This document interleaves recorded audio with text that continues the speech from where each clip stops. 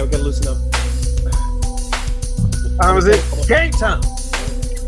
Right, ladies and gentlemen, it is the finale of our pre-draft analysis. We're going to be wrapping up the prospects today at cornerback and safety, the elite skills position. You guys know who it is. It's Jude Allume with the illustrious, wonderful Wil Masisak here with me as always. Will, another, what's going on, buddy? You might want to pimp the name of the show.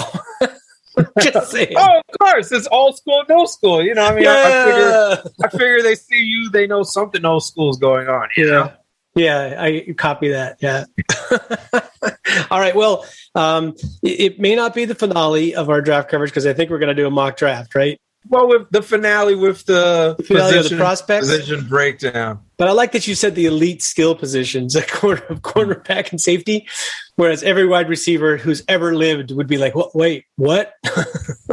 I'm an elite position. I mean, usually, you know, that's like the marquee day with the safeties and corners going at it. But, you know, that's neither here nor there. I think it's, you know, the guys who play corner and safety and wide receiver all think they're the best. And then secretly the linemen, you know, are like, you know, don't bother with those little guys. The game's won in the trenches. Come down to the trenches, live my life for a little bit. But let's start out with the corners. We have a couple of guys who are, you know, second generation NFL or hopeful NFL players to be. And the guy at the top of my quarterback list, I'd say, is probably the best corner in the draft, and Patrick Surtain. Yeah. Surtain, I think.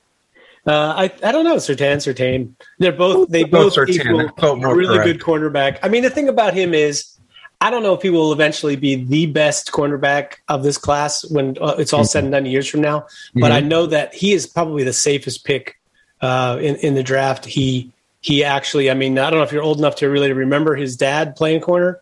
But, yeah, I remember. Well, the final days of his dad's career. Yeah. Very similar prospect, and it's just, you could just totally imagine that he's physically similar and that he learned how to play the game from his dad, and he played at Alabama, and you put all that stuff together. It's like he's got size, he's got speed, knows how to play, played at the highest level.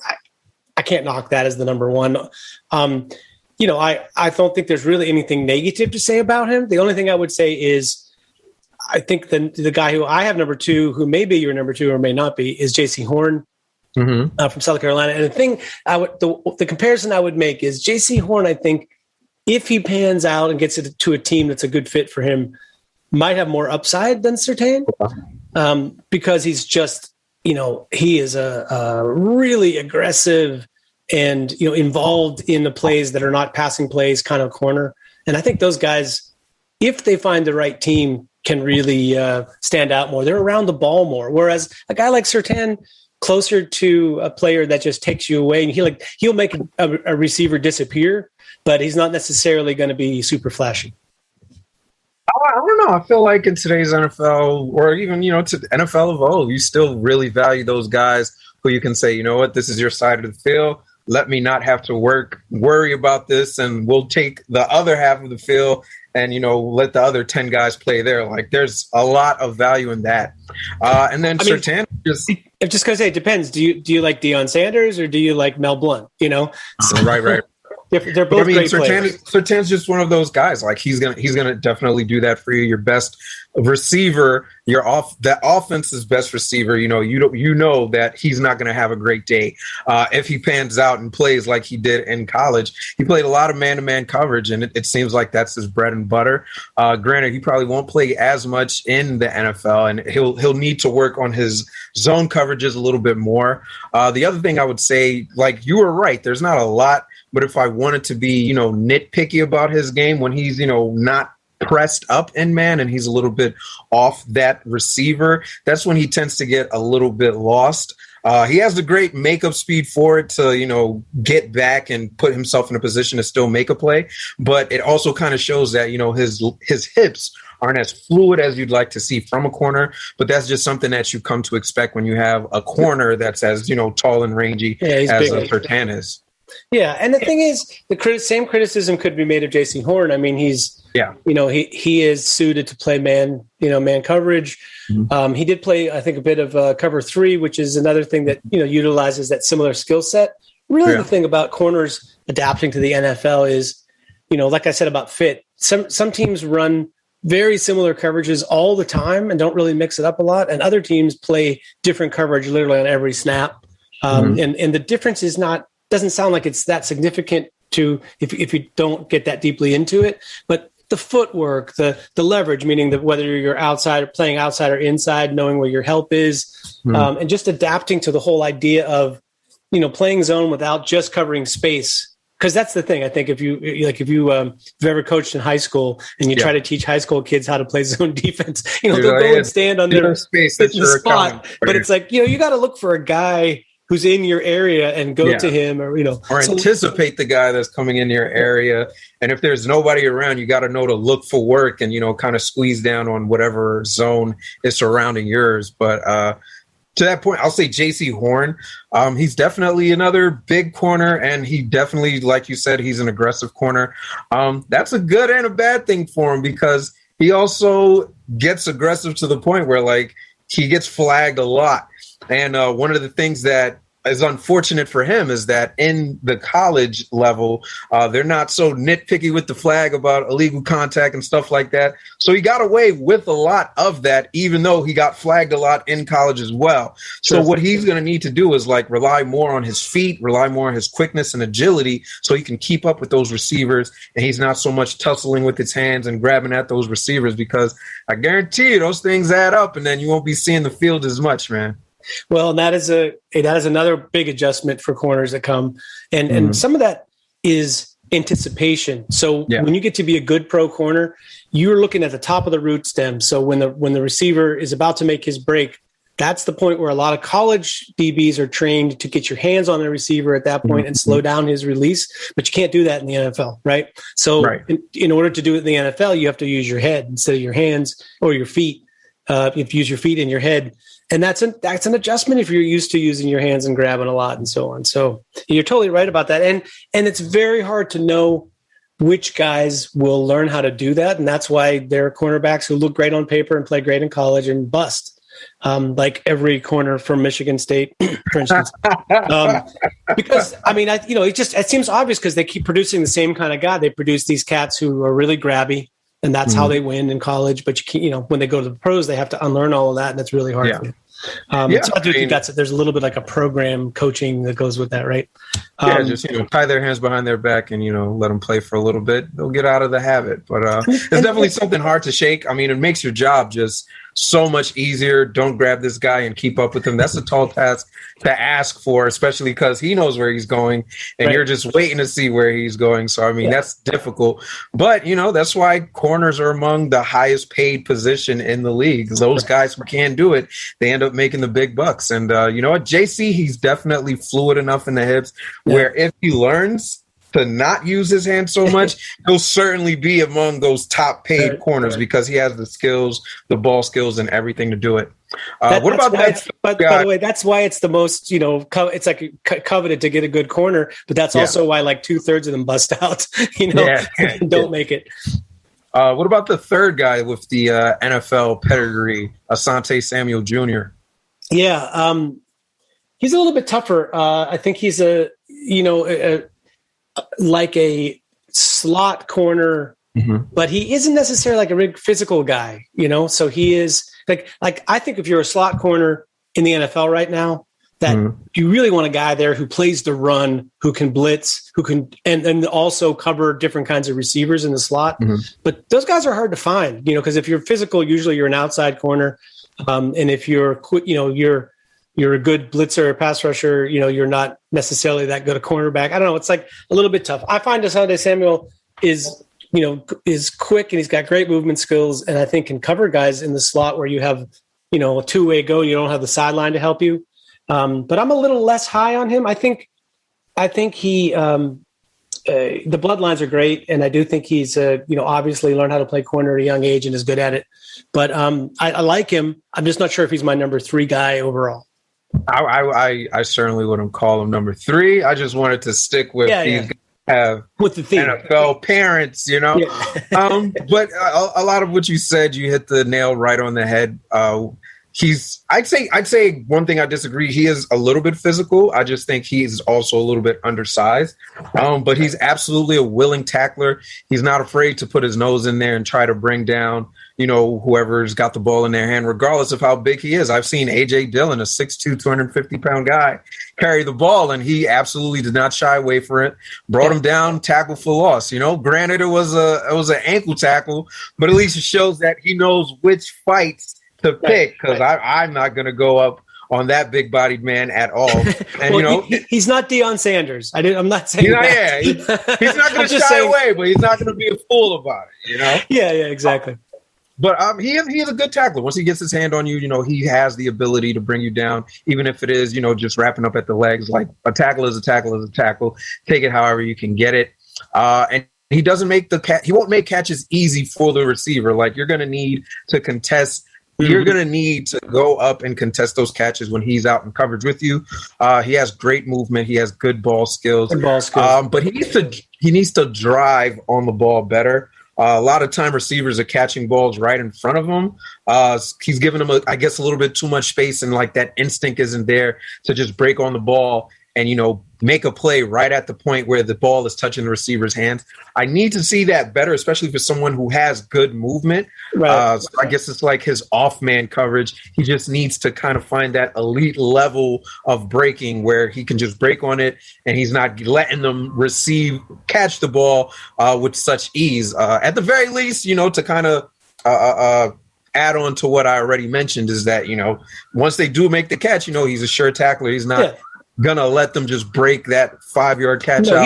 He will tackle the catch. Like that part of it he's good at. It's just I think, you know, it's just a certain it's like more of a mentality thing. He thinks of himself as a cover corner rather than necessarily he's a cover corner who's physical rather than a physical guy who can cover, if that makes sense. But I do like him, and I think he's a top 5 guy. I'm just not sure that he's quite at the level of those other two dudes. I think it's the name is great, though. Like, you know, that's going to get him drafted early for sure. Yeah, of course. I mean, I'd say he's top 10. I'm not 100% sold on top 5, but I feel like for me at least, like even J.C. Horn, I'm semi-confident with him at number 2, but then everybody else is like, I feel like mushed together. Just intermingle, and some person will have this guy higher, another person will have this guy higher. I just want to say something that to drive home the point that you just made about, you know, driving to the catch point from being in off coverage, because we'll get to this with safeties as well. I think that's the hardest skill to find. A guy that can play off coverage and still make plays on the ball. There's very few safeties or corners that come out of college great at that. You know, and there are even guys, not that many guys in the NFL who are really good at it. So, because they, you know, if you're a really, you know, good cornerback or you're really athletic, you're playing man-to-man coverage from the time you're a peewee to, you know, all the way through your college career. And like once in a while you play off, and once in a while you learn how to play zone coverages at a sophisticated school. But that off-man thing is like that takes some getting used to, and you see guys that are really great at it, and you're like, yeah, that's what I want. But it's hard to find that. Absolutely, yeah. So who's your next corner up? Well, I was going to ask you because I feel like I'm talking a lot about them. So you tell me who you think is. No problem. I mean, I feel like he'll probably be your next corner up, but I like Caleb Farley out of Virginia Tech. This is another guy. Like, it seems like this draft is just full of those tall, lanky corners that, you know, every team is starting to shift towards and wants, so they can cover those big body receivers. But what I like about him is that the speed matches his size and body. So with these other guys, you're going to give up a little bit of agility. You're going to give up a little bit of speed because, you know, the bigger you are, like, I guess, acceptingly, you know, a little bit that you're going to give leeway to speed and agility. But his size to speed ratio combo is unbelievable. He has the fluid hips. He's got great ball skills, probably the best ball skills I've seen from this group of cornerbacks. And he's another guy at the point of catch. He's going to make it very difficult for that receiver. He's not going to give you any easy catches at all. As far as man, I didn't get to see him play a lot of man coverage. So I guess I can't really fully analyze that because I can't say he can't. Yeah, that's just going to say they're a school that likes to do different things. Yeah. Yeah. And then the other thing is so obviously he plays a lot more coverage and he gets caught a lot looking into the backfield, staring down the quarterback, as opposed to, focusing on his keys and staying sound in his defensive assignment and zone. But the thing about that is I've seen it allow him to make some of his best plays where it's okay, now I have to turn around, play catch up, and he's able to turn around, put his head down, run to that receiver, make a play on the ball, and even intercept the ball. So he's more like that athletic guy that you want playing corner, and I would say maybe he just needs to polish on those corner skills, the keys and things, the intricacies that come with the position that'll take him from a great corner to an elite level corner. Yeah, and I mean, to me, the only question mark with him, the reason I don't immediately say he's 1, 2, or 3 is the back injury and surgery that he had, and I think that's the thing that teams know about better than I do, but even they don't know because guy has surgery. You don't get to see him play after the surgery. You don't, the doctor can say, oh yeah, it's no big deal. He'll never be bothered by this or whatever. And most of the time the doctors are right when they say that, but all that information is coming from his agent, his doctor, his people. So that's a little bit scary to me. I'm not sure that it says that I wouldn't draft him, but it's definitely a thing you got to consider. Copy that. Who's the guy that's maybe not on the radar that you're looking for? Yeah. I got a couple quickly. One is, anybody that didn't play in 2020 is right away a candidate to be in this category because they all got forgotten. It's even looking back on the prospects that we talked about in this series, the different positions, there are guys that I actually forgot about. Joe Tryon from Washington. I don't even think we mentioned him as a pass rusher, but there was a guy that was 2019 was fantastic. And then he just disappeared off the radar because he didn't play. So my corner here would be Tay Gowan from Central Florida, UCF. I think you could draft the entire offensive line of Notre Dame or BYU and be fine. You could draft the entire defensive backfield from UCF and be totally cool, man. Those guys, Aaron Robinson, Richie Grant, who we'll get to later, and Tay Gowan, I think, were all really good NFL prospects. Gowan is a little bit on the more slender side than a guy like Surtain, but his cover skills and physicality and ball skills are all really good. I like that as a sleeper. And the other guy, I can't figure out how he's a sleeper. This is Carrie Vincent from LSU. He's a little bit smaller. LSU produces a lot of good cornerbacks, defensive backs in general. He plays at the biggest conference and one of the top teams and a team that's known for producing good defensive backs. And somehow he's barely mentioned in this draft class. I think at the minimum, his floor is really great, slot corner. But I think he's proven he can be good enough to play on the outside. He's played against the best guys in the SEC on the outside. I like Carrie Vincent a lot. How about you? Who's your off the radar guy? You actually already said my guy, even though you didn't go in depth on him. But I like Aaron Robinson, the other corner at UCF. So Alabama is one of those schools that produces a lot of good corners as well. And he's actually an Alabama transfer. He's a great press corner. And then the thing that really made me catch my eye was, I just like watching one-on-one battles. And he had a great week at the Senior Bowl. He was causing a lot of headaches for some of the receivers that were out there. And then the thing about him, too, is he can play inside and outside. So that's a guy you can put in a slot on day one. He'll be more than happy to go in there and make some tackles. He's not going to shy away from contact at all. What I want to see, but I don't know if he can give it to me, is probably some more speed. He's an average speed kind of guy, like a 4.5, high 4.5s. It's funny that we think that's an average speed corner now. It used to be the top speed for corners, Corners now, are high 4.2s, 4.3s, all right? And you got to be able to keep up with the receivers who are running just as fast. The other thing is he kind of loses his patience when he's in coverage as well. He opens his hips a little bit too soon, and that allows for him to bite on those double moves. It allows for him to bite on those pump fakes, and too soon against the releases and route fakes. So he gives up a lot of big plays when he bites on those things. But aside from that, this is a guy that has a lot of tools, and maybe not a day one starter for your team, but he's a guy that will definitely play some special teams, and give him some time, he could develop into a great corner. Yeah, completely agree. And speaking, since you mentioned the Senior Bowl, Benjamin St. Just from Minnesota was a guy that I actually didn't think I wasn't really hip to him, didn't know that much about him. And at the Senior Bowl, I thought he was one of the bigger corners who actually looked good in one-on-ones. That's a tough gig for a bigger corner, and somebody that I'll give at least the honorable mention to as a later player. As always, a lot of cornerbacks, a lot of wide receivers. So too many to mention. But I think we should move on to safeties. Let me ask you. I'll ask you to start. Who do you think is the best safety in this class, if you had to pick one? I like to compare and contrast. Okay, I'm way out of left field with this. And safety, I feel like, has the most variance as far as like the ranking from what I've seen, where, by the way, there should be that much variance in ranking of everything. If everybody was really ranking on their own rather than look at someone else's list and just kind of work based off of that. Yeah. What I will say is the one guy that was consistently up there, number one, was Trayvon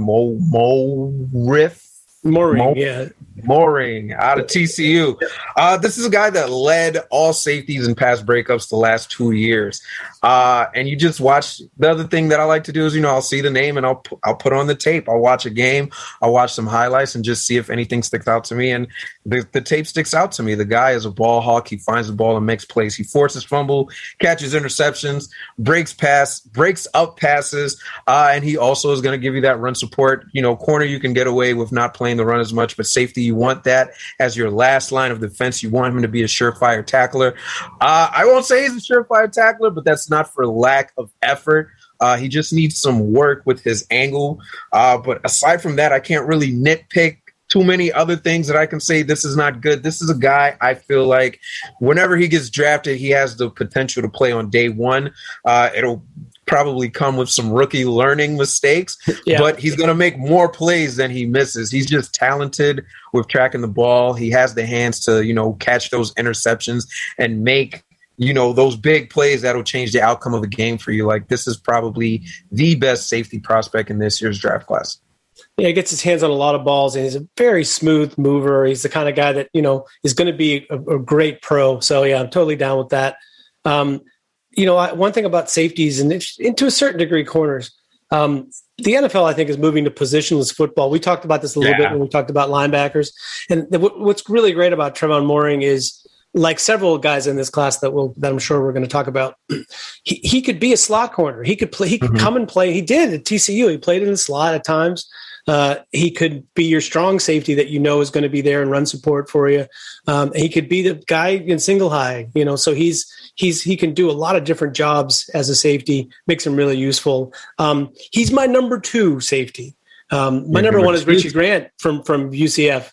So the thing I would say about Richie Grant is the thing that he maybe is a little better at than Trayvon Moring that I really value because of the way the NFL uses safeties is his ability to cover one-on-one man. I mean, Richie Grant can step down. He could play basically at UCF. He played the slot corner. He played the dime safety, but playing off man coverage in the opposite slot from the slot corner. He played the deep middle by himself, went sideline to sideline. He was in, close in the box and run support against certain teams. And he would even go out to corner and cover a bigger receiver on certain looks that they had. So to me, you got a super versatile guy at the Senior Bowl. He was covering slot guys who will be first or second round picks and just absolutely killing them in a one-on-one drill that is totally in favor of the wide receiver. So to me, and Richard Grant, same thing with the ball skills and being around the ball and everything. Either one of them, 1 or 1A, I love those two guys. One of the best safeties in this year's draft is Richie Grant of Central Florida. I like it. I don't know who it is, but I like it. Brittany Grant, I'll be honest with you. He wasn't really on my radar. Wow, I was going to say you made a face when I said that, but yeah, I know. I mean, there's for a lot of people, he's the number one safety. So I'm surprised. Really? I looked at a lot of lists. I mean, I can't even say for sure I've seen him on some of these lists, let alone number one, Yeah, I think on Lance Zierlein on NFL.com has him 5. But there were at least 2 other places, NFL Draft Bible and Football Game Plan, that have him as the number 1 safety overall. So he's there. He's up there. I like him. He's up there. How do you feel? How do you feel about his speed? I mean, I personally don't see him as being, mostly a deep free safety. Like, to me, I think he's more of he's the guy to have in your scheme if you use your safeties in multiple roles. So, like, I don't think I'd play him as Ed Reed. But I think he's a nice piece, like sort of closer to Minkah Fitzpatrick in terms of a guy that you're going to have all over the defense who's going to make plays for you no matter where he is. But I don't think he doesn't have that, that real cruiser, deep speed center fielder kind of thing. But he made a lot of plays. I think it's, for safeties, the anticipation can make up for a tenth of a 40 time even. But you got to really have good. You're giving a little bit much there with the 10. Well, there's a lot of safeties playing in the league who run a 4.5 or 4.6. So I'll say safety is not a position where you need to have a super fast time, but it certainly doesn't hurt you to have one. But I would still like to see you in a low 4.5, 4.4s. And according to what I'm seeing here, he's a high 4.5 guy. So there's that, and then he's also not so good in space.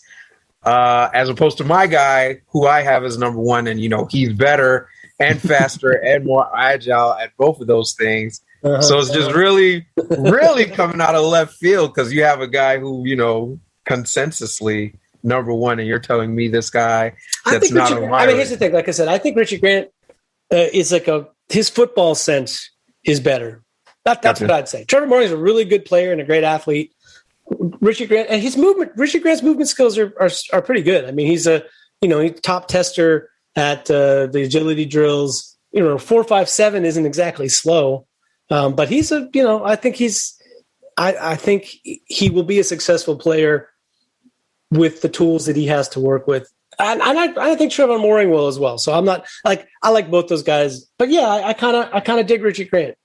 And I think they'll both go very similar spot in the draft. They're both going to go in that sort of like, somewhere between 40 something and 50 something. Second day 2. Yeah, for both of them, I think. Who's your number 2? Guy that I've been kind of like talking myself into is Jamar Johnson. What I'll say about him is that, he kind of gave Justin Fields his worst collegiate performance in that game versus Indiana, where Justin Fields had those 2 picks, and Justin Johnson was responsible for both of those picks against him. By the way, was it the? So Indiana? Great corner for Indiana. Good ball skills. He has decent height, not great size for your safety that you want to see. Just under 6 feet, about 200 pounds. I like me a little bit more of a thumper, but good speed, good hand skills, good ball instincts, all of those things. What I'd like to see more from him is just help and run support. Again, as I just mentioned before, safety is one of those positions. He's your last line of defense when a ball carrier breaks out, and he's not so good in open space, nor is he good at, showing that he's dedicated and putting his head in there, initiating contact and taking down the ball carrier. But as a cover safety, as a guy who's going to be back there, not going to allow any big plays, I really like him out of Indiana. Yeah, I think he's a smart player, and I think he's capable of, really big performances in big games. And to me, that's another thing when you're rating draft prospects. It's like, are you talking about what they are at this very second when you draft them? Are you talking about what they're capable of or what you think they're going to be 3 years from now? Because I think some teams draft like, for what the player is going to be 2 or 3 years from now, and other teams are like looking for somebody right now who can step in and play.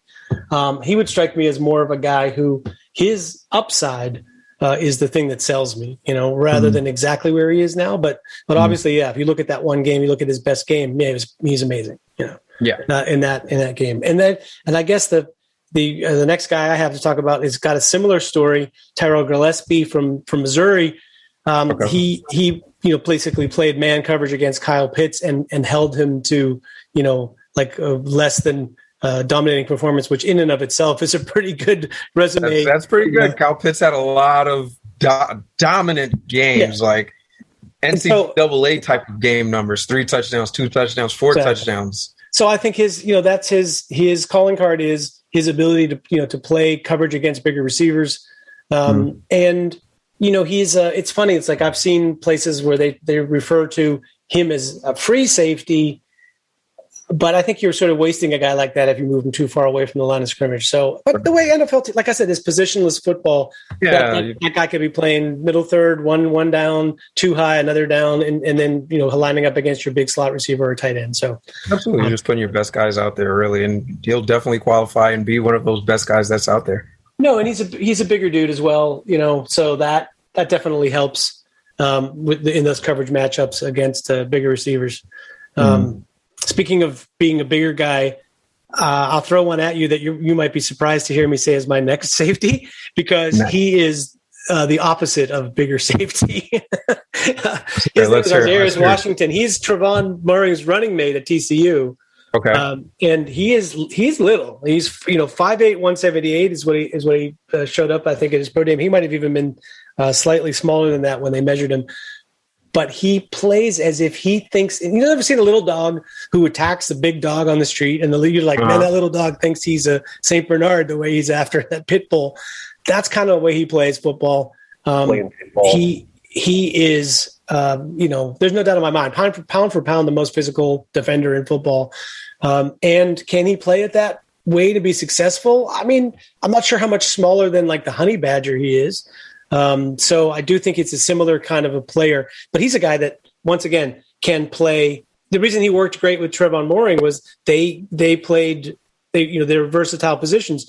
One would play free on one snap and the other was down in the box. And sometimes they played side by side. And then other times the other one was in the box and they switched it. So to me, Ardarius Washington would be like that, rover, the same kind of thing that Tyrann Mathieu plays, where they just put him in a position to make plays on the ball. I think if he were a little bit bigger, everyone would be talking about him as such a good football player. But at his size, it's a question mark. I absolutely 100% agree with you. That's one of those unfortunate things with football. They have this prototypical size and height and, weight that they want guys to be at safety. They like at that 6 foot plus. And here's a guy at 5'8", and, you're kind of just going to second guess him without ever looking at his tape. But if you look at Washington's tape, you'll see this is a guy that's a baller. He's going to make plays for you. He's going to find his way to the ball, and he's going to absolutely do some special things. But the other thing, too, is like when I think of those safeties who are undersized, specifically like a 5'8" kind of guy, the first guy that comes to mind is Bob Sanders, who played a couple years back for the Colts, and he was a 5'8" guy, and he was an absolute baller when he was healthy, at least. Just plays all over the field, interceptions, forced fumbles, run support. He did everything for you. And I feel like I don't want to give him too much credit, but I feel like Washington is one of those guys that fits the mold. He'll do everything for you. Run support. His range as a safety isn't great, but don't get me wrong, he'll still find his way to the ball, make a play, get those interceptions for you. And the other thing is like he's going to get outshadowed by, his backfield mate, because he's like one of the better guys in the class, but he was every bit as good. He just didn't get as much attention. This is a guy that's going to make some team very happy, even if he has to work his way up from a special teams position. And then somebody's going to take that chance and say, let's see what he can do for me. And they're going to be pleasantly surprised. And I'll just say this. When he hit guys, like if he come down and run support, they would go backwards. It's like, how can a guy who weighs 170 pounds hit you and you go backwards? Like that doesn't make any sense, but he was doing it. Like, so I think that's just a question of, you generate enough force, good things can happen for you. So that's the Chihuahua in him, not the size of the dog in the fight. It's the size of the fight in the dog. Exactly. Any under the radar guys you're looking at that other people might not be? I don't think it's a really deep safety class. Let me just say that. I think that the top guys are really good and will be good pros, and we've really hit most of them. The one guy that didn't get mentioned, I mean, it depends. Is Trill Williams a corner? We didn't talk about him. If he's a safety, I think he's got some size and speed from Syracuse, a school you may be familiar with. A little bit. But so he's like a guy I sort of like. But the one under the radar guy that kept jumping out to me when I was watching other stuff, sometimes you get cut ups of a player that's only their side of the ball, but then other times you get cut up of the game and you have to skip through. Like, okay, so I looked at the BYU linemen a lot and Zach Wilson a lot, but sometimes you would get a cut up that had all the defensive plays as well. And a guy that kept standing out to me was Zane Anderson. He's a safety from BYU. Taller guy. He's like 6'2". Ran a 4.46. And just nailed the skills workout at his pro day. But it's just the guy that just kept showing up. And I just thought, if you keep seeing a guy on a unit that you're not even really paying attention to, but you just like every time I watched and zipped through there he would be making another play. So he'd be my one sleeper that I have. I wish that there were more sleeper safeties this year, but just I haven't seen a lot. Maybe you know more than I do. That you got one. I can never ever give myself the credit of saying I know more than the great Wil Masisak. I'll never ever do that to myself or you. But a guy I was looking at just off the strength of I read the name and I was like, that's a very interesting name. Oh, he's going to be from Nebraska, isn't he? No, he's not. Oh, it's not going to be. Okay, I'll give you the all-name player at the end. Go ahead. Divine Diablo, because Diablo in Espanol means the devil, but divine is a divine spirit. And they named him the divine to counteract the forces. They were worried that this last name would make him evil. A nice little pairing of the two there. But this is a big guy, 6'2", 225 pounds. And he runs well. He's a great run defender. Obviously, you'd expect that from a guy his size. He's going to absolutely come down and play inside the box, and he's going to fill in as a will linebacker if you need him to. Makes plays on the ball when given the chance to, and he's physical, expectedly so.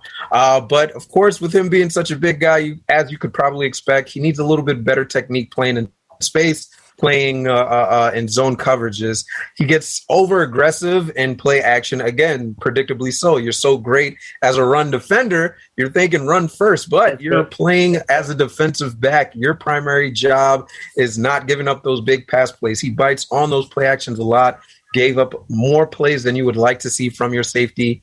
And he's very average as far as, change of direction. But if you want a guy that's going to play in the box and can develop over time, this is a guy you might want to take a look at. In the early 90s, that guy would be that's the problem. It's like in a different era of football, he'd be super highly coveted because those downhill safeties that could play the run, were really popular in the mid 90s. And he packs a punch too. The impact on collision, it's worth every bit. Well, my last word on this segment about the cornerbacks and safeties is just to give you this name. He's a defensive back from Nebraska who played both cornerback and safety. He's actually a pretty good player, too. DiCaprio Boodle. I'm intrigued. Yeah, it's like that's all you really need to know. Go look him up. You can play a little bit, but it's draft him right now. DiCaprio Boodle. What a name! Every year there's some names, but that's like right out of Jordan Peele and what's his name, Key and Peele. You know what I mean? DiCaprio Boodle. So I think he must have been born right when the Titanic came out. That would be my guess. What's your last word on this segment? That wraps it up for us. A lot of great players that we've got the opportunity to go over. Of course, no shade to any players that we didn't get to touch, but we're just two guys with, less than great tools at our disposal. Don't hurt us is what you're really trying to say. We do the best we can. Yeah, please don't hurt us. You could, even if you're 180 pounds, you soaking wet, you could still hurt us. But, I feel like there's a lot of great talents, and I just can't wait to see who gets drafted where, because I'm pretty much sick of the whole, this guy could go here and can go there and can go there. But it is fun nonetheless. And congrats to everyone who does get drafted. Congrats to the guys who don't get drafted. Your journey is not over yet. No, exactly. All right. Well, we're going to wrap it up for today, but the next time, tune in. We're going to do a mock draft. Jude's going to have the odds, and I'm going to have the evens. He is odd, so that makes sense. That's our pick, baby. On our next episode of Old School, New School Football. In the meantime, check us out on Twitter, OSNSFB. on Twitter and Instagram, also on the YouTube. Hit the subscribe button. Tell us you like it. Tell us what you don't like. We don't care. But we will listen. If you want to say something bad about us, it's okay. We'll send one of those defensive backs over to your house. In the meantime, he's Jude Allume. I'm Wil Masisak. Join us the next time on Old School, New School. Give it up. My punch is so bad. I can't aim. It's like, where is the target?